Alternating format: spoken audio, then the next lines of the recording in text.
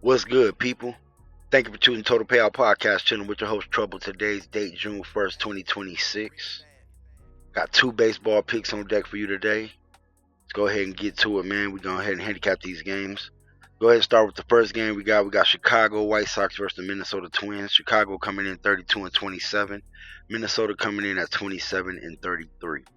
Now, head-to-head last 10, Chicago is 9-1 straight up last 10. The over is 7-3 last 10. Now, Chicago, like I said, 32-27, rolling out David Sandlin. He's 1-0 with a 1.5 ERA, 4K, 6 innings with a .17 whip. Only pitched one game this season, so small sample size. Now, the Twins is 27-33, rolling out Joe Ryan, 3-3, 2.94 ERA, 70 Ks and 64 innings with a .93 whip.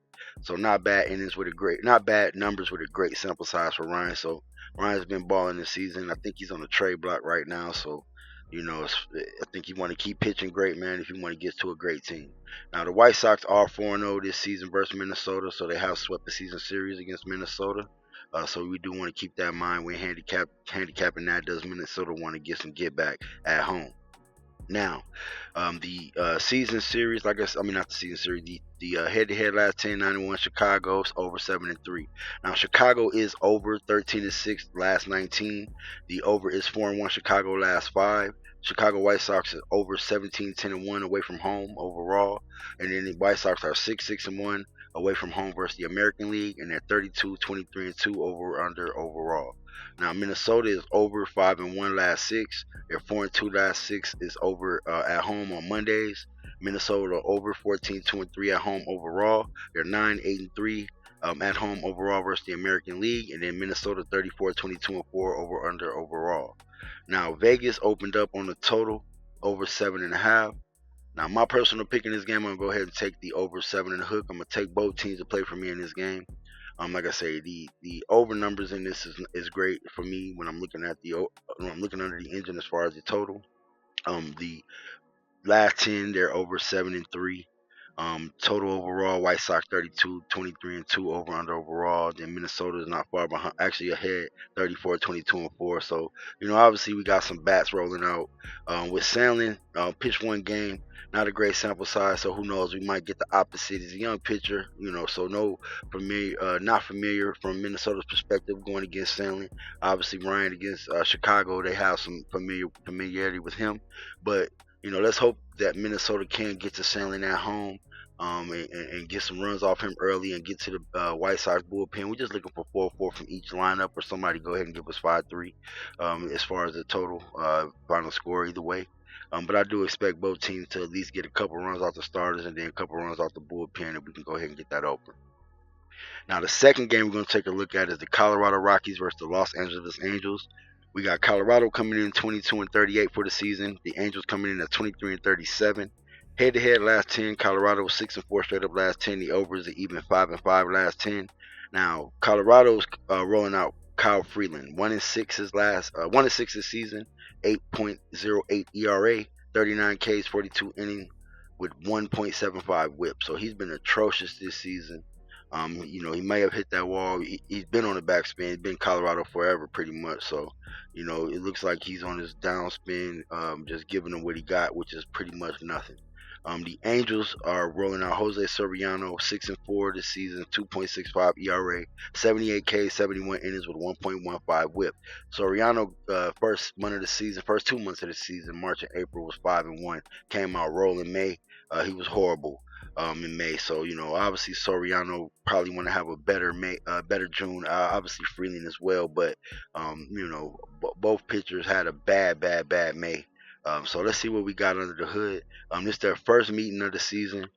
Like I said, last 10, Colorado 6-4 straight up last 10. The total's 5-5 last 10. Colorado is 4-1 over last 5 away in LA against the Angels. Now in May, Freeland, like I said, was horrible. He gave up 30 earned runs, 42 hits, and 10 home runs in the month of May with a 12.46 ERA and 21 innings. He gave up 18 earned runs in his last 11 innings. So he's been getting mashed. So I don't know if one day in June we could switch that. I'm betting that one day in June probably won't. Obviously, probably gonna get to the middle of the month before he corrects it. But if he doesn't, we're gonna try to take advantage of what we've been seeing from him, especially in the month of May. So like I said, he's been bad. Now Soriano for the month of May, he went 1-3 with a 5.34 ERA. He gave up 15 walks, pretty much in 28 innings, so that was kind of his undoing. A lot of walks, a lot of base runners. Soriano had 11 earned runs in his last 16 innings, so it's not pretty much run per inning, but he's been giving it up enough for me to feel that Colorado can at least get a couple runs off him. Now, looking at the weather in this, I got the wind blowing 10 miles per hour left field, 72 degrees with a 60% humidity. So I do think even though we don't have a high wind, we do got great humidity in this. So I do think the ball can fly. Like I said, Freeland gave up 10 home runs last month. So I do think the Angels and Mike Trout can go ahead and get a couple of long balls off of Freeland. Hopefully we can get some base runners on base when they do that, and we can get a couple extra, runs with them home runs. And then Soriano been walking runners, so hopefully he give up a couple walks and we can go ahead and get Colorado to get a couple dingers with a couple base runners on base so we can get this over. Now, like I said, Vegas opened up over under 8. I'm taking it over 8. I do think each team can score a total of 4 runs in this game to at least get that, and then anything other than that, we're going over that 8. I think that's a low total in this. These pitchers were atrocious last month. I think it takes more than one day of a new month just to think you're going to turn it around. Obviously, we're going to factor in they probably got 4 or 5 days, at least at the minimum in between their last start, 6 days at the most. So tack that on there. But if we're going to factor in month to month, they had an atrocious May. They're going to have to prove me wrong to start out this June with a great outing today. So like I said, we're taking that over 8. Now let's go ahead and recap what we're taking today. We got the White Sox, Chicago White Sox in Minnesota against the Twins. We taking that game over 7.5. Like I say, these teams usually play the over 7-3 last 10, and I think their bat's going to show up today and go ahead and beat each other up and going to have a high scoring total, at least 9 runs. I think over 7.5 is a low total. And then we got the Colorado Rockies in LA to play the Angels. We got over 8. They haven't necessarily been over head-to-head. They're 5-5, but I do think these two pitchers are ripe for offense in this game. If not, then these aren't the greatest bullpens. So even if we only get a couple runs off the starters, then hopefully we can go ahead and get the bullpen to give up a couple runs. I know in history, through Freeland, he has been great against LA. He has pitched great against LA. I did see all of that, but right now he has not been pitching like that Kyle Freeland. He may see the red jerseys, may be in LA like the weather and go out there and pitch a gym. It's baseball, it happens. But hopefully LA looks at Kyle Freeland, looks at his last outing, looks at how Colorado got beat up their last game at home before going on the road. Hopefully they're in that funk and we get that over. So I want to thank you guys for tuning in. Total Payout Podcast, chilling with your host Trouble. Today's date, June 1st, 2026. I'm getting to some more baseball, man. I know I was heavy on basketball. Laid off just a little bit. I called out the Spurs series, so the Knicks series went by so fast, I ain't even want to waste my time with that one. But the Spurs series, like I said, I called that series out. I called the Spurs money line. I called Spurs plus 1.5, both good.